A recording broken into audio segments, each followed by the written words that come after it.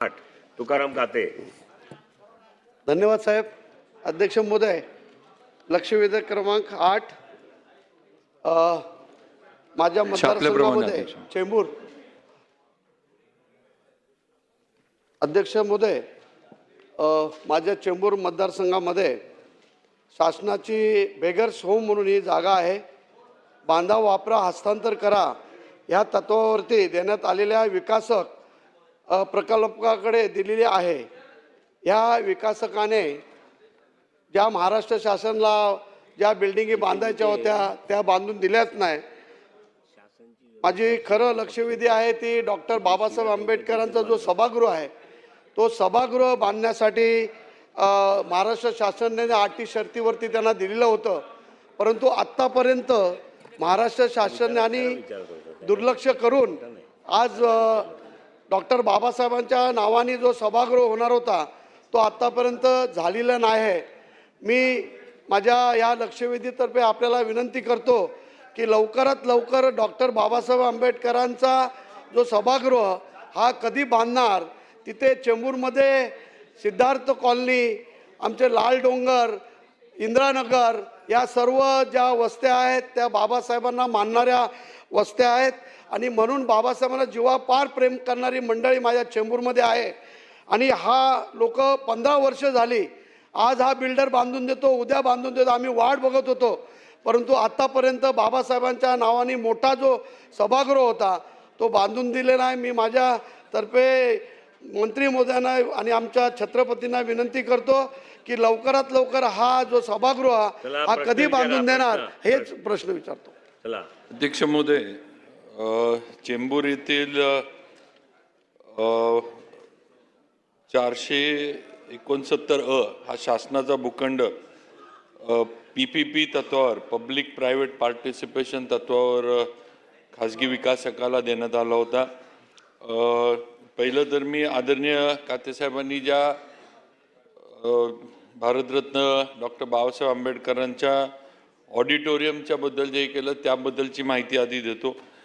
यामध्ये अध्यक्ष महोदय, या ऑडिटोरियमचं काम हे 48% पूर्ण झालेलं आहे आणि उरलेलं जे काम आहे हे या विकासकाकडनं 31/12 पर्यंत आम्ही काही करून पूर्ण करून घेतोय. कारण हे ऑडिटोरियम जे आहे हे भारतरत्न डॉक्टर बाबासाहेब आंबेडकरांच्या नावानं आणि त्यांना त्यांच्या स्मृतीला साजेल असं ही वास्तू उभा करायची आहे. आणि त्याचा उल्लेख आदरणीय कातेसाहेबांनी केला की आज हे नुसतं चेंबूरमधल्या नाही तर संपूर्ण महाराष्ट्र आणि देशातल्याच लोकांचं डॉक्टर बाबासाहेब आंबेडकरांवर अपार श्रद्धा आणि निष्ठा आहे. त्यामुळं नक्कीच विभागाची सुद्धा ही जबाबदारी आहे आणि आम्ही लवकर 31/12 पर्यंत हे ऑडिटोरियम पूर्ण करू.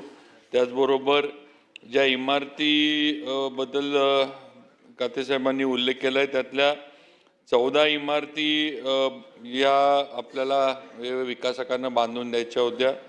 त्यापैकी 9 इमारतीचं काम पूर्ण झालेलं आहे आणि पूर्ण झालेल्या इमारतींमध्ये महिला व बालकल्याण विभागाच्या 5 इमारती, समाज कल्याण विभागाच्या 3 इमारती व सार्वजनिक बांधकाम विभागाची 1 इमारत विश्रामगृहाची अशा इमारती पूर्ण झाल्यात. बाकीचं पण हे करतोय, पण प्राधान्यक्रमानं ज्याचा उल्लेख आता आदरणीय कातेसाहेबांनी केला की प्राधान्यक्रमानं भारतरत्न डॉक्टर बाबासाहेब आंबेडकरांचं ऑडिटोरियम हे पूर्ण करून घेतलं जाईल आणि त्याप्रमाणे विकासकाला पण सूचना देण्यात आलेल्या आहेत. माननीय मंत्री महोदय, हे 2008चा कार्यादेश आहे आणि त्याला 42 महिन्याची वेळ होती. म्हणजे 2012ला हा 2012च्या जूनला संपायला पाहिजे होता प्रोजेक्ट. आपण कोविड सांगतायत अधिकारी उत्तरामध्ये, कोविड 2020 साली आला. आपण काय कारण म्हणतायत की तिकडे झाडं होती, त्या तिकडे अतिक्रमण होतं, त्या तिकडे नदीच्या रेती उपसाचा वर बंदी टाकण्यात आली होती, इमारतीला शासकीय इमारतीचा अडथळा होता. आता ह्या शासनाच्याच गोष्टी आहेत आणि आपण त्यांना आता परत 2027 31 डिसेंबरपर्यंतची वेळ दिली आहे.